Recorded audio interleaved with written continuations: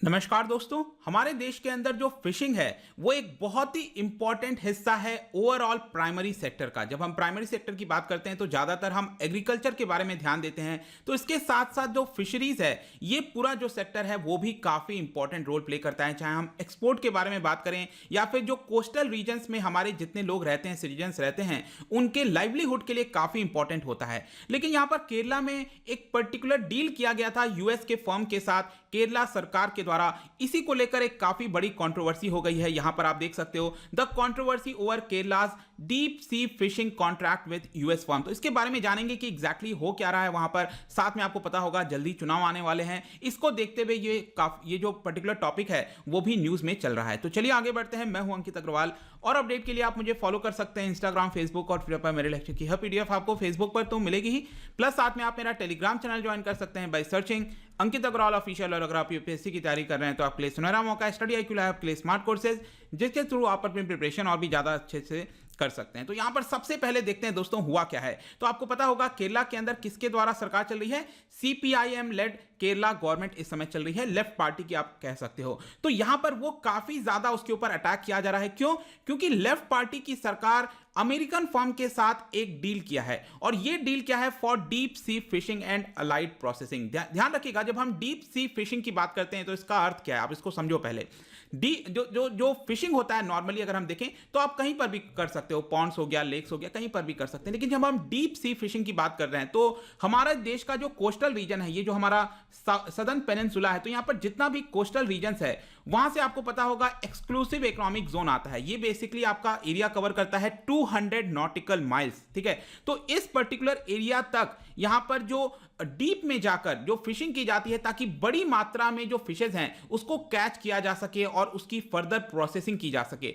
Processing का मतलब क्या है कि सी को और अच्छे से पैक करना, उसके अलग अलग वैरायटीज के प्रोडक्ट बनाना और फिर इसको एक्सपोर्ट कर देना या फिर डोमेस्टिक मार्केट में भी बेच देना। तो ये जो डीप सी फिशिंग है और अलाइड जो प्रोसेसिंग है, इसी को लेकर यहां पर केरला सरकार ने एक अमेरिकन फर्म के साथ डील किया था, और इसी के लिए केरला सरकार के ऊपर यहां पर अटैक किया जा रहा है। जो कांग्रेस लेड ऑपोजिशन है वहां पर, वो यहां पर यह कहना चाह रही है कि राज्य के द्वारा जो मरीन वेल्थ है उसको एक तरह से बेच दिया है सरकार ने यूएस की फर्म को, और लाइवलीहुड लैक्स ऑफ फिशरमैन जिनका लाइवलीहुड इसके ऊपर डिपेंडेंट है, इसको यहां पर चिंता होनी चाहिए। तो बेसिकली ये कंट्रोवर्शियल डील है क्या, इस डील के बारे में पहले समझते हैं। तो देखिएगा, जनवरी 2020 में, पिछले साल, एक साल पहले, एक यहां पर इन्वेस्टर मीट किया गया था, ग्लोबल इन्वेस्टर मीट, जिसका नाम था एसेंट 2020। ठीक है, जिसके तहत यहां पर जो Kerala state industrial development corporation है, जो कि इंडस्ट्रीज डिपार्टमेंट के अंडर आता है, उन्होंने यहां पर मेमोरेंडम ऑफ अंडरस्टैंडिंग साइन किया था यूएस की फर्म के साथ। अब देखिएगा, यूएस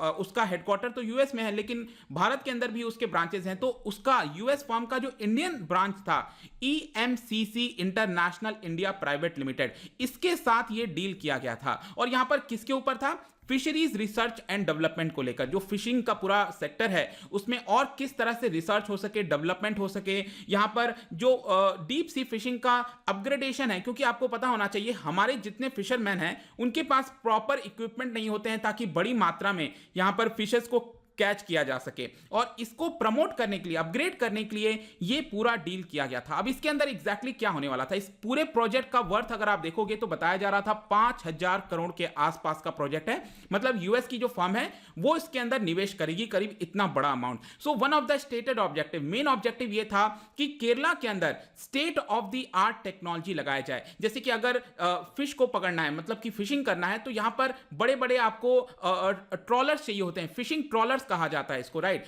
तो जैसे कि आप यहां पर देख सकते हो, इस तरह का जो मॉडर्न ट्रॉलर्स हैं, इससे भी बेहतर तरीके से ट्रॉलर्स होते हैं, वो हमें चाहिए होता है। आज के डेट में अगर आप ज्यादातर इंडियन फिशरमैन के पास देखोगे तो अभी भी आपको इस तरह का जो बोट्स वगैरह हैं वो देखने को मिलता होगा। तो ऑब्वियस सी बात है, ये टेक्नोलॉजी बहुत ऑब्सोलीट हो चुकी है। अगर उनके इनकम को बढ़ाना है तो यहां पर हमें इस तरह के रिक्वायरमेंट की आवश्यकता है, राइट। तो यहां पर जरूरत यह था कि जो state of the art technology है, इसके तहत 400 डीप सी फिशिंग ट्रॉलर जो है ये डिजाइन किया जाएगा, जो भी ईएमसीसी जो है उसको प्रपोज करेगा। तो मॉडर्न टेक्नोलॉजीज लाए जाएंगे। इसके अलावा केरला के अंदर 14 फिशिंग हार्बर्स में उसको अपग्रेड किया जाएगा। मतलब जो हार्बर्स होते हैं, तट होते हैं, वहां से फिशरमैन निकलते हैं और फिश पकड़ के लेके आते हैं। तो ये जो अलग अलग हार्बर्स हैं वहां पर भी टेक्नोलॉजी का इस्तेमाल किया जाएगा ताकि बेहतर सुविधा उपलब्ध हो। यूरोपियन यूनियन के स्टैंडर्ड्स पर किए जाएंगे। 50 सी फूड प्रोसेसिंग प्लांट्स लगाए जाएंगे। केरला के अंदर जो फूड प्रोसेसिंग प्लांट्स हैं वो सारी चीजें, फूड प्रोसेसिंग का मतलब है कि वही मैंने आपको बताया कि फिशेस जो है उसको बेहतर तरीके से प्रेजेंट करना, उसके अलग अलग प्रोडक्ट्स बनाना और फिर मार्केट के अंदर बेचना।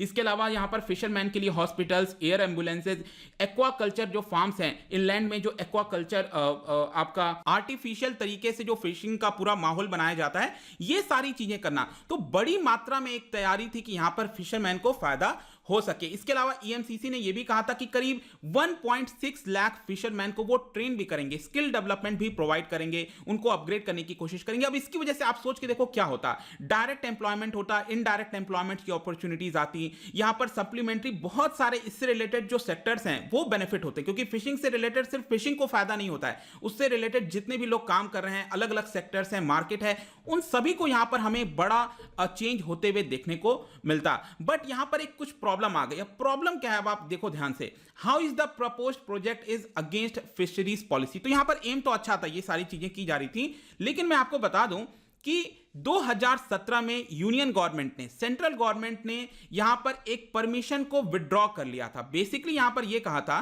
कि जो फॉरेन ट्रॉलर्स होते हैं, जो मैंने आपको अभी दिखाया ना ट्रॉलर्स, ये जो बड़े बड़े ये इस तरह के जिससे फिश पकड़े जाते हैं, इसी को ट्रॉलर्स कहते हैं, राइट। तो यहां पर ये जो दिया जाता है इसको हम एक्सक्लूसिव इकोनॉमिक जोन, मैंने आपको बताया 200 नॉटिकल माइल्स, इसको अगर आप किलोमीटर में देखोगे तो 370 किलोमीटर के आसपास आता है, कोस्ट लाइन से लेकर पूरा डीप में जाकर। तो यहां पर ये जो फॉरेन ट्रॉलर्स हैं उसकी अनुमति हम विड्रॉ करते हैं, इसको हम अलाउ नहीं करेंगे। यहां पर यूजुअली क्या होता था कि जब भी फॉरेन ट्रॉलर्स को ये दिए जाते थे, परमिशन दिए जाते थे, तो सरकार उनको एक जो परमिशन है, इशूइंग लेटर ऑफ परमिशन, वो इशू करती थी। लेकिन 2017 में सरकार ने विड्रॉ कर दिया। इनफैक्ट अगर आप देखोगे जो लेफ्ट पार्टी है सीपीआईएम गवर्नमेंट जो है, उसका भी यहां पर कहीं ना कहीं आपने देखा ही होगा कि इंडियन जो कॉर्पोरेट ग्रुप है या फिर फॉरेन पीपल है उनको यहां पर नहीं देना, एक तरह से सरकार ही सब कुछ चलाएगी, ऐसा यहां पर थॉट होता था। तो उसके भी खिलाफ एक तरह से आप कह सकते हो कि जा रहा है। लेकिन यहां पर state is to equip the traditional fisherman, मतलब कि राज्य खुद जो फिशरमैन है उनको सुविधाएं उपलब्ध कराएगी rather than going for private sector. Basic अर्थ ये हुआ।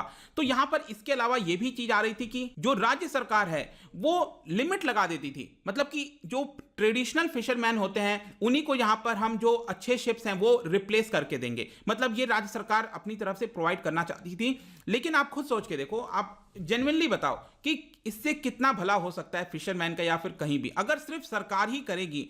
आज तक सरकार ही करती आ रही है, मैं आपसे क्वेश्चन पूछ रहा हूं, सरकार करती आ रही है, लेकिन उससे कितना फायदा? जब तक आप प्राइवेट सेक्टर को यहां पर नहीं जोड़ोगे चीजें नहीं हो पाएंगी। अब यहां पर आप पूरा जो माहौल देखोगे केरला के अंदर, आपको हर एक पार्टी का अलग अलग चीज देखने को मिलेगा। केरला में जो लेफ्ट पार्टी है सीपीआईएम है, वो हमेशा से विरोध करते हैं प्राइवेट सेक्टर का, लेकिन यहां पर क्या देखने को मिल रहा है, वो इसको बढ़ावा देना चाहते हैं। सेंट्रल में जो बीजेपी की गवर्नमेंट है वो यहां पर ओवरऑल तो कहती है कि प्राइवेट सेक्टर का इन्वॉल्वमेंट होना चाहिए, लेकिन केरला के अंदर अब वो विरोध कर रही है। तो यहां पर सभी पार्टी एक तरह से पॉलिटिक्स को देखते हुए, नजर रखते हुए, क्योंकि अब इसका क्या परिणाम आ रहा है, ये जितने भी चीजें होंगी, लोग जो पार्टीज हैं, पॉलिटिकल पार्टीज हैं, वो कोस्ट लाइन में जो फिशरमैन है अब उसको बरगलाने की कोशिश की जाएगी कि देखिए यहां पर चीजें गलत हो रही हैं, सब कुछ प्राइवेट हो जाएगा और इस तरह की चीजें चलेंगी, ये पॉलिटिक्स आपका चलता रहेगा। लेकिन यहां पर एक सबसे बड़ा सवाल आता है कि केरला गवर्नमेंट किस तरह से इसको लेकर जा रही थी। तो 2020 में मैंने आपको बताया एमओयू साइन किया गया था। आगे चलकर अभी 2 फरवरी को जो चीफ मिनिस्टर हैं पिनरई विजयन, उनके अंडर ही ये आपका आता है KSINC, उनके बीच में एक नया एग्रीमेंट साइन किया गया EMCCC के द्वारा, जो यूएस की कंपनी है, और इस एग्रीमेंट के तहत 400 डीप सी ट्रॉलर जो हैं इसकी मैन्युफैक्चरिंग का कार्य जो है वो दिया गया था यूएस की फर्म को, और इसका करीब कॉस्ट आया था 2950 करोड़। ये लेटेस्ट मैं आपको बता रहा हूं, जो 2 फरवरी को ऐसा हुआ था।